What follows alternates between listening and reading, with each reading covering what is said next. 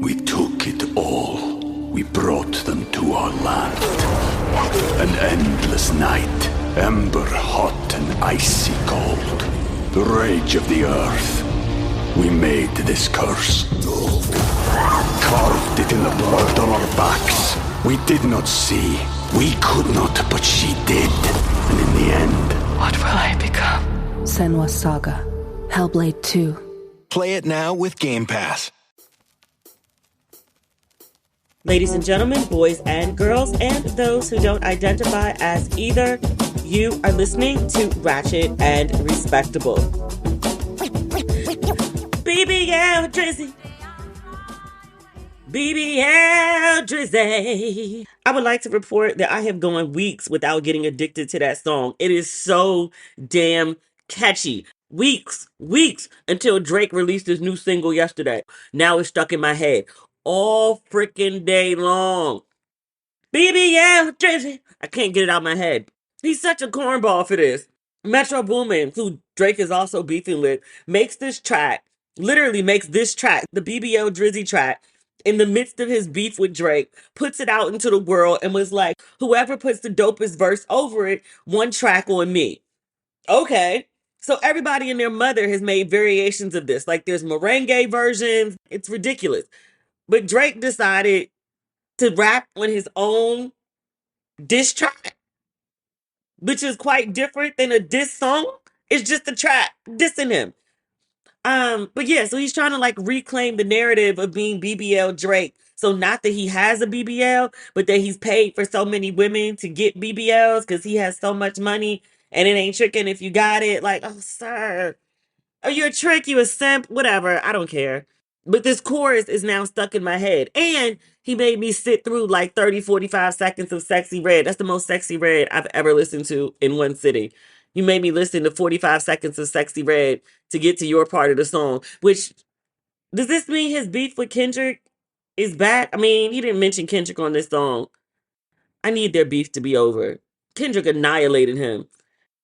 BBL Drizzy. I'm going to do this all episode. I'm still sick. I sound slightly better. I feel slightly better. I actually left the house for the first time today. I haven't been out the house since I got dropped off Sunday. Today's Friday. I've been in the house all week.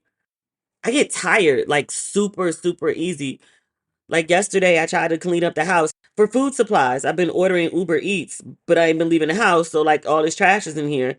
I was trying to clean up the house and make it look decent. Maybe an hour in, I had to sit down because I was completely winded, like I had just gone for a run. My mom was like, do you have COVID? I was like, I don't think so. I can still smell things. I know that's not a determining factor, but yeah, like I'm down bad. I went and got fresh meds today. I've been taking South Africa's version of Theraflu, which does the job, but they got other versions. I was like, let me try one of those. And then also finally went and got cough drops because every time like my throat would be messed up, I would drink Theraflu because it's tea. I also bought tea today. But that's part of the reason I had so much medication in my system. I hate y'all too. Because a bunch of people wrote in. They were like, yo, I know you sick and I hope you get better soon. But can you keep taking the medicine? Because this is the best episode since you were drunk on red wine all through the pandemic. Really? Is that what the podcast was all through the pandemic? I was like mainlining a bottle of red a day at one point. I do think I had a drinking problem during the pandemic. I mean, like everyone else, but still. But not people like, I hope you get better soon. But please continue taking the medication because that was a great episode. BBL Drizzy. I took a nap yesterday for like 2 hours. And I woke up because my phone was going off so crazy. I'm like, what did Diddy do now? Nothing. I mean, not nothing. He has 2 new lawsuits for versions of rape and assault this week alone. I don't know if I feel like reading the lawsuits right now. I'm just not in the mood. The sky had fallen yet again, but in a good way. Usher is headlining Essence Music Festival. There is a God. I heard it wasn't going to happen because Usher was asking so much money. I also heard that Usher didn't come down on the price and Essence went ahead and cut that check anyway. I'm like, friends, you about 6 weeks out from festival and you ain't had no major headliner. Thank you. Thank you. Thank you. I've been crying for weeks now about Essence getting their festival lineup together. They did that. Thank you. Thank you. They said there's more to come. Is there? Well, let's see what they have to offer. I told Essence what to do. Hi, Essence, because I know y'all listening. I told y'all, go get that whole Lovers and Friends lineup and bring it straight down to New Orleans, because that was a good lineup. Mary J. Blige is still sitting out there with her boots that sold out in a day. She had a whole set for Lovers and Friends that she could just take and bring right to New Orleans. What y'all waiting on? Go ahead and book Mary. Go ahead and announce it. I seen the cute ladies all over the internet who bought them real expensive knee-high gold boots. The Mary Giuseppes, they've arrived because I see the aunties, i.e. people my age. Don't call me auntie. If you're over 30, don't call me that. I see them with their little gold boots on, prancing around their big-ass houses doing the Mary dance, kicking their legs and such. Y'all gonna be sore in the morning. I hope y'all stretch first. And Mary been doing that every day for years. She stretched. You not stretched. You gonna hurt tomorrow doing that. But y'all do look real cute in your gold boots. No sarcasm. I was so mad when people were like, who can afford those boots? They overpriced them. That's not for Mary's audience. Black women can't afford blah, blah, blah, blah, blah, blah. Tell me you don't go to a Mary concert without telling me you don't go to a Mary concert. That statistic about black women not even having $5 in their account, absolutely, there are people that applies to. Absolutely. There are also absolutely people who can afford the boots, went and bought them and didn't put them on credit. All the bills will still be paid this month and the next, and they will still go out to eat and get extra shrimp and guacamole. Y'all see this story on Tamron Hall about this black mom? She sent her daughter to prom. She paid $16,000 for the daughter's prom. I don't remember all the numbers off the top of my head, but I want to say the dress was like $1,500, hair was $200. She had a pair of rhinestone, I want to say they were Jimmy Choo shoes. They were like 5Gs. They were real cute, but I was like, they're not 5Gs cute. You really could have gone on Akira and got something completely blinged out for like $200. But, it's her money, not mine. She rented her a car. I don't remember what kind of car it was, but it was some fancy sports car. I think to rent the car was 4Gs. That's got to be because it's a young driver. I was like, 4Gs to rent a car? Did y'all rent it for the month? I don't know. She got her a hotel room. Her and her friends to get dressed. I want to say it was the Four Seasons. That was like another $4,000. So she spent $16,000. The daughter went online and said how much her mother had spent on prom. And it goes viral. The mom and daughter end up going on Tamron. And so the mom explained, she was like, my mother had 4 daughters. I was the one that didn't get to go to prom. She didn't say why, but she was like, I always wanted to do a nice prom for my daughter. I had the money and did. Tam didn't ask her what she did for a living. They just talked about the importance of prom. Philly does it real big. So in the comments, all these people were talking about, oh, it's a waste of money. What are the daughter's grades looking like for the mother to spend that money? Is her whole college tuition paid? I hope her mother didn't pay all of that for prom. And then the girl had to go take out loans. What about her wedding? That's the money that she could have been spending on that. What about her graduation? The mother was a terrible example for the daughter. She was fiscally irresponsible. Philly school system doesn't have books. And I was like, how y'all know that lady ain't got money? I mean, she very well could be broke, full stop. She also very well could not be. I was like, I hate this narrative that black women, 1, don't have shit, and then 2, also don't deserve anything nice. They don't even deserve to do anything nice for themselves or for their children. Prom really means something to this lady. She didn't get to go to her own prom. She really wanted to do something nice for her daughter. Either she just got it like that because the money's rolling in, so she was like, sure, cut the check, or she saved up for it. There was no point in the conversation. The lady was like, I maxed out all my credit cards. I borrowed money from friends and family. I pulled money out of a retirement account or my daughter's college savings account. All she said was it cost XYZ and she paid for it. What's the problem? People are like, oh, that's a poverty mindset. How you know? Black women are like a million, zillion, billion magical things. And I just hate that the prevailing stereotype is that we're broke. It's annoying. And also, further than that, not even that that's the stereotype about us, but that's the stereotype that so many of us have bought into about ourselves. I realized one of the reasons that people are like, oh, she blew that money. Oh, it's fiscally irresponsible. Oh, it's a horrible thing. I can't believe she did that. She should have spent it on this, and this. It's because people are saying that because they can't fathom ever having that type of money where you can drop 16 G's on something that's not a necessity and your finances don't fall apart. I promise you that there are black women who could do that. And I also hope that you become one of them. Even if you never do something like that, I hope you're able to, that you choose not to. That it's not like, oh, I can't. It's I choose not to because I want to do something else with the money. Today's episode is brought to you by Angie. Angie has made it easier than ever to connect with skilled professionals to get all your jobs and projects done well. Let me tell you, there's the version of it where you try to do something at home, and then there's a version of it where you have someone help you, you watch them do it the right way, and you go, thank God I didn't try to do that myself. I have fully done things around the home that I think look good, and then a bang in the night, and I wake up to a shelf collapsing, a painting falling off the wall. I've seen it all go south. I own a home, and I can tell you, I know how much work it can take. Whether it's everyday maintenance and repairs or making dream projects a reality, it can be hard just to know where to start. But now all you need to do is Angie that and find a skilled local pro who will deliver the quality and expertise you need. Whatever your home project, big or small, indoor or outdoor, you can Angie that and connect with skilled professionals to get the project done well. Right now, one of my wish lists is I want a bike for my condo in Milwaukee, and I would love to rig it up on a pulley in the ceiling because I have one of those like lofted ceilings, but I'm so scared to try that on my own. Angie has 20 years of home experience, and they've combined it with new tools to simplify the whole process. Bring them your project online or with the Angie app. Answer a few questions and Angie can handle the rest from start to finish, or help you compare quotes from multiple pros and connect instantly, which means you can take care of any home project in just a few taps. Because when it comes to getting the most out of your home, you can do this when you Angie that. Download the free Angie mobile app today or visit Angie.com. That's ANGI.com. We took it all. We brought them to our land. An endless night, ember hot and icy cold. The rage of the earth. We made this curse. Carved it in the blood on our backs. We did not see. We could not, but she did. And in the end, What will I become? Senua's Saga. Hellblade 2. Play it now with Game Pass. BBL Drizzy. BBL Drizzy. I actually got to find out how to get to New Orleans now. I only go to Essence Festival when I'm working Essence Festival. And I was like, do I need to do like a Ratchet and Respectable live? Do I need to go work on one of the sponsor stages? Like, how does this work?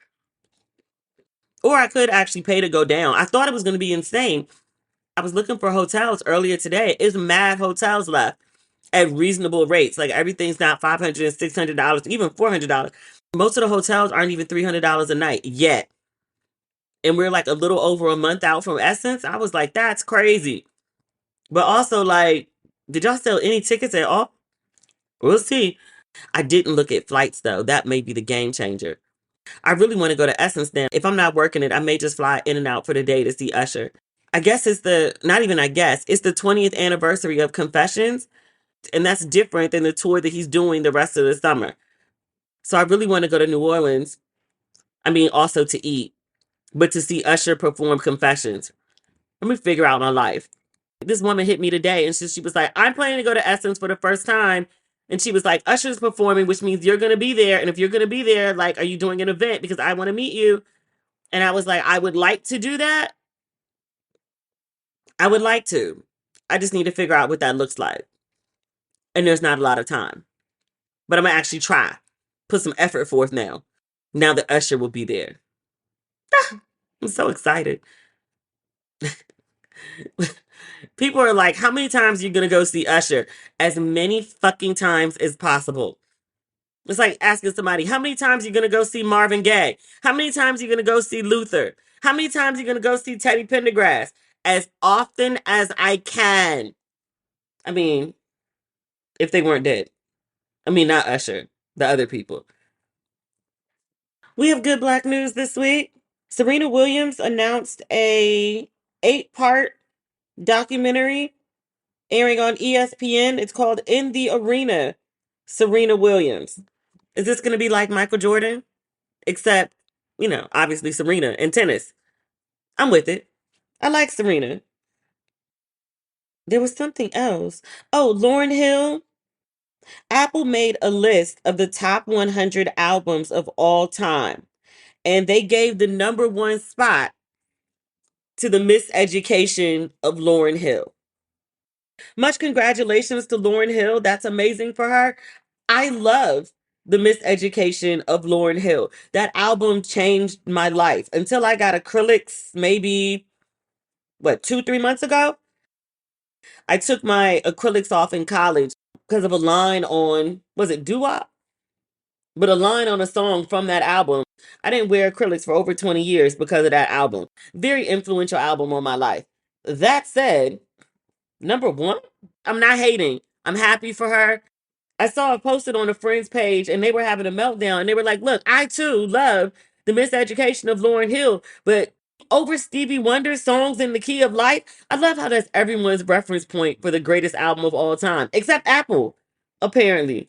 It's like, really, the Miseducation of Lauryn Hill. I think about that album all the time and for weird reasons. So Lauryn Hill, when that album came out, took full credit for everything regarding the album. She's like, it was my concept and I wrote all the songs and I did all the music. It's mine, mine, mine, mine, mine, mine, mine. And then she got sued by all the people who were like, nah, we contributed to this album, like WTF. So they sued her and they got their monies. But also, as part of the settlement, Lauryn Hill can't perform the album as is. So she's been on tour for the last 20 some odd years doing versions of the songs from Miseducation, but not the actual songs that we, came to love when Miseducation dropped, because legally she can't. And Lauryn Hill, as a solo artist, has only had this one studio album. There's the Unplugged double albums, but that's not a studio album. But it's like she made this one album and there was such controversy behind it. There was so much BS that it brought up for her that she never made another album. I sometimes wonder about many things, but the pressures of being great, of doing something like truly, truly epic, and especially doing so at a really young age. Because it's like, how do you top that? I think about that with Usher's Confessions too. Like, you went diamond when you were like 30 something. Does Usher ever make another diamond album? Is that possible for anyone in the current musical landscape? But I don't know. So she makes this really great album and then she's never had another work that lives up to it. And then also too, it's like you put out this album and you make all these claims about, I did it myself and it was me, me, me, me, me. But what did you actually gain by doing that? I mean, she got Album of the Year. People often theorize that the reason Beyonce doesn't have Album of the Year is because she doesn't write her own lyrics and all of her songs have so many contributors. But Lauryn Hill did say, like, me, me, me, I did it. She ends up getting Album of the Year. I think she's the last Black woman to get Album of the Year, and that was the 90s? 99 or 2000, one of those, because it came out when I was in college. But I wonder what her career trajectory would have been, what her musical output would have been if she actually just went ahead and credited the people who did the work on the album. It's still the same songs, it's still the same music. Does she get Album of the Year? Maybe not. But she doesn't get all the headache that's come with this album, that's the dark cloud that sits over this album at this point. She doesn't have bad blood with the collaborators that she worked on to make this epic album, so maybe they make more epic music, maybe more Lauryn Hill albums to come. Without the dark cloud over the album, maybe she never falls into a depression. I don't know. I just think sometimes about things that you wish for and pray for, and then you get them. And I think that album, as great as it is, as praised as it is, I mean, it's all these years later, and Apple just made a top 100 list and made it number one. Was it worth it? She made a really great album that stood the test of time, but it brought her a whole lot of headache and heartache. There was something else that was good Black news. Oh, what's the guy? The guy who played Teenage Randall on This Is Us, Niles Fitch? Is that his last name? Yes, Niles Fitch. He just graduated from college. I didn't see where he graduated from. I just saw the picture. But I saw this picture pop up when I was scrolling a couple days ago, and I immediately burst into tears. I am way too attached to this show. It's the gift that keeps on giving. But This Is Us. Niles Fitch played Teenage Randall, and then there was his sister, Teenage Kate. But sister Teenage Kate and his dad on the show, Father Jack, who died before he graduated high school even, definitely not college. attended his college graduation. Something about seeing Jack at Randall's graduation sent me completely over the edge. I love that show in ways that are completely dysfunctional. I really think the characters on that show exist in real life, to the point that I'm literally crying because one actor attended another actor's graduation. But I do love that clearly that were family on the show and that they think of each other as family, or at least really, really close friends in real life. It makes my heart feel warm. Also, because there are layers to this. So Niles, the actor, teenage Randall, apparently his father died from lupus when he was a young kid. His TV dad showing up to his graduation that his dad, for obvious reasons, isn't able to attend because he's been deceased since he was a kid. But the TV dad stepped in. I'm about to cry just saying it. His TV dad stepped in as a father figure on his graduation day. Oh my God. I'm losing it. I'm losing it. Such a great moment. And he's such a beautiful kid. I got to watch how I talk about him. He's all of 22 years old. He is a baby. He looks like Morris Chestnut in when he was Ricky, who refused to damn zigzag in Boys in the Hood. He gonna have the exact same face as Morris Chestnut. I'm like, young man, you are about to have an epic life. You have no idea. I am so excited for the development of your face. Oh my God. That's not it. There was something else that was a really big deal. That, like, in a good way. I don't remember. Oh, how did I forget this? Michael Arsenault, my dear friend, he was on Sherry Shepherd earlier today. I haven't had a chance to watch the interview yet, but we talked about his book. Last time I was home, I told you I hung out with him when I was in LA, and he gave me his new book. I finally bought some Jordans. I started reading it in the bathtub, and I kept reading long after the water got cold because he's out of his damn mind. He's an amazing writer. He's an amazing person. Like, he's one of the funniest people I know, but he would never ever describe himself as funny. He's one of my favorite writers and one of my favorite people. So I get excited whenever he does anything. Good for him. Congratulations. Every time I read his work, I'm like, I should write more. I've been writing. I mean, until I got sick. I've actually been writing a lot while I was over here. I don't know if I ever publish it, but I've been writing.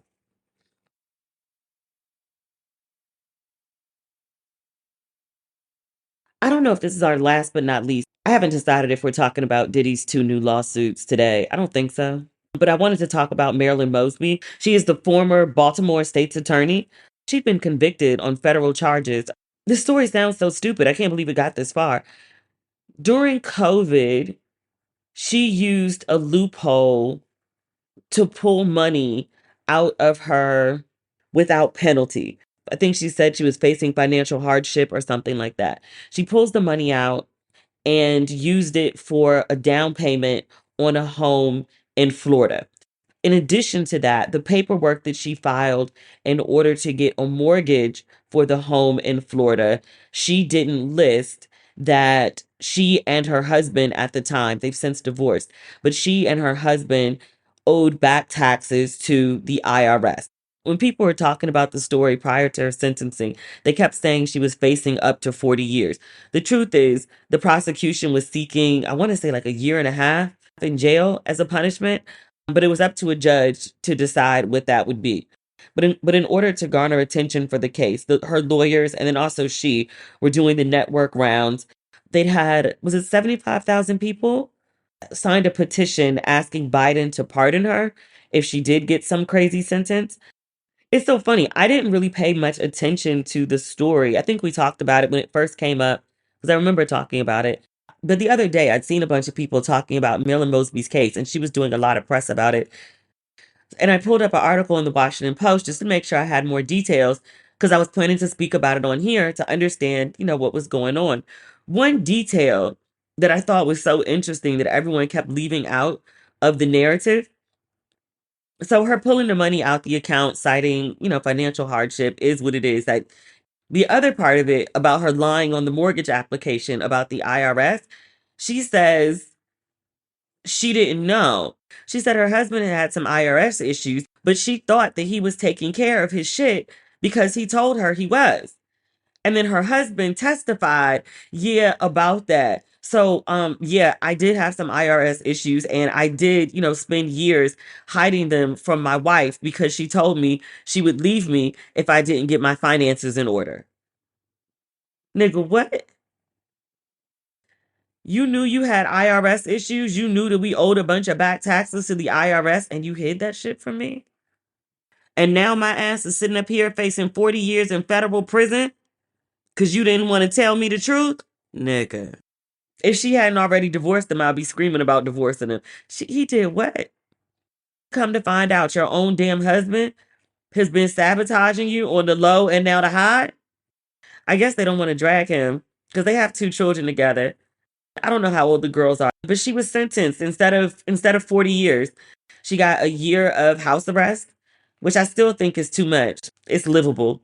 I didn't think she'd do 40 years, but even just a year in jail and you have kids, jail on its own bad. Jail with kids, even worse. I still think a year on house arrest is excessive, but she could use the time to write a book, write a good memoir. She ain't got a job right now. Use the time wisely. Oh, Kelly Rowland. She's at Cannes right now. She's been catching heat. She went off on security on the red carpet. I saw the video of it before it became a big news story about Kelly's, quote unquote diva behavior. She's just trying to do her job. She's trying to go up the red carpet. She's trying to get her photos. And the security is clearly crowding her, steps on her dress at one point, and Kelly gets upset. And you can see her escalating. It's not like she goes 0 to 100 and starts going off on a woman and pointing in her face. But the video of the back and forth between Kelly and the woman shows, I don't know, a more full picture of what happened. What's been circulating is pictures. So when Kelly goes off on the woman, at one point she puts her finger up. She's pointing at the woman. She's very upset. If you just see the pictures of Kelly pointing at the woman, it's giving big stereotype, angry black woman, but it's taking all the context out of it. But it's making Kelly look like some sort of angry black woman. And she is angry, but it's a rightful anger. It's not like she's just angry for no reason. Like the woman was crowding her and stepping on her damn dress as she's trying to go up the red carpet. Most people would be annoyed in this situation. So I'm actually surprised Kelly addressed it because last time something like this happened, when she was accused of diva behavior, she didn't say anything. And I feel like that story took on a life of its own. Remember, there was a story about, was she at the Today Show? And she was supposed to host like the second hour or something like that. And then she left. And they kept saying that she left because she didn't like the size of the dressing room or something. But the story floated out there for a really long time before anyone from Kelly's camp addressed it. I think they probably thought it was a minor story and it would just go away. And then it just got bigger and bigger and bigger. So Kelly did address it this time. I saw a video and she looked really upset. And she was like, you know what? I held my ground. Like, the woman knows what she did. She knows what she said. And then she also knows what I said and why I said it. At the end of the day, I had to hold my ground. But she also went a little further and she said, there's not many people on the red carpet that look like me. And the other women who don't look like me aren't treated the way that I am. She heavily implied that there was a racism moment or they were treating her different. They were treating her worse because she's a black woman on the red carpet. I've seen other people who have attended the event before talk about how well known the security there is for being awful to everyone, not just the black people, but just everyone on the carpet. They're like, they're French and they're a little stush and they don't treat people the best. And so, yeah, like, I didn't react the way Kelly did. Just that's not my disposition. But yeah, I'm glad that she stood up for herself because they be on one. So I don't know why they trying to like make us hate Kelly all of a sudden. Like, I'm like, where is this coming from? Because she was in a Tyler Perry movie? I don't know where this is coming from. You cannot make me hate Kelly Rowland. You can't. You tell me Kelly did some big diva shit. She left the Today Show because she didn't like the rooms and she thought she was better. Okay. You tell me Kelly went off on the lady on the red carpet for no damn reason. Okay. You can't make me hate Kelly Rowland. Kelly been unproblematic for 25 years. If she just decided in this 25th year of her career, you know what? I've been nice too long. I feel like acting an ass. Okay. What do you want me to say? It's Kelly Rowland. Best case scenario. The media is trying to humble Kelly Rowland and paint her to be a diva for no fucking reason. Okay. Worst case scenario, Kelly is really out here acting like a whole demon. Okay, so we need to have Mama Tina go have a talk with Kelly and see what's going on with Kelly's life and why she's acting like this. Girl, what's been happening? Speaking of what's been happening, did y'all see them videos of Gail and Busta Bus at Patti LaBelle's 80th birthday party? Patti LaBelle had a surprise 80th birthday party in New York over the weekend. Many of our faves were there. Bevy was there. Sherry Shepherd was there. John Murray was there. Gail and Busta Bus were there. Gail posted some video. I think it was Johnny Nunez had the video of Busta Bus all up in Gail's ear. She was standing there talking to Busta and another gentleman, an older man. And Gail was standing in the middle, and it looked like she was trying to get away, but playfully. She had a big old smile on her face, cheesing with all of her teeth out, like one of them Ashanti and Nelly type smiles with the molars showing. She was trying to slip away. Busta wouldn't let her go. He slid up in his fine linens. He appeared to have on some pink Louis Vuitton silks. He had his fine diamonds on, his chains, his rings, his bracelets. Busta's diamonds was glistening. And he slid a big hand around Gail's small waist. She was wearing red, the lady in red. She looked great. She looked absolutely great. But Busta slid his hand around Gail's waist and didn't want to let go. He had Gail hemmed up and was talking some talk in her ear. Now, Gail had a big smile on her face. Again, molars showing. Busta wasn't smiling. He looked serious. He was very serious about the things that he was talking with Miss Gail about. And I was like, what's this conversation here? It didn't look like they was talking business. It didn't look like Bus was trying to talk about coming on Gail's show, trying to promote some new work. It looked like he was trying to promote himself. I had to look up these ages because everybody grown. Some more grown than others, but everybody grown. Gail just turned 69, fresh off the cover of Sports Illustrated. Apparently, Busta Bus liked everything he saw. All right. But Gail is a comfortable 69 years old and still got it. Busta looked like he'd been taking Ozempic, eating vegan, and trying to get it. He looks real, real good. Busta Rhymes is a fresh 52. That's a young man for Gail, but that's a very grown man. I'm just saying. Busta come with his own money. He ain't gonna be asking Gail to borrow no $4,000 on a date. Trying to pay his back child support and some other bills. Man said he trying to get some furniture off layaway. Sir, you out of your league. Busta, that'd be interesting, wouldn't it? I ain't saying Gail got to entertain it just because Busta pushed up. I just thought it was real cute that the man was spitting game on Gail. Go on, Big Gayle. Big Gayle, not the little one. Oh, this cough is flaring. Is there other shit? There is. I don't feel like talking about it. You can hear my voice going out again. I don't necessarily feel bad, but my voice kind of feels like trash. And it's the middle of the night now. I've been taping this in waves. My cough gets so much worse at night. And then my chest gets irritated and it starts to burn and hurt. And then this lasts all through the night into like noon the following day before it calms down. It gets inflamed. I dread the nights. We're back on that shit again. All right. That's the episode. I'll be back on Tuesday, I think. All right. Bye.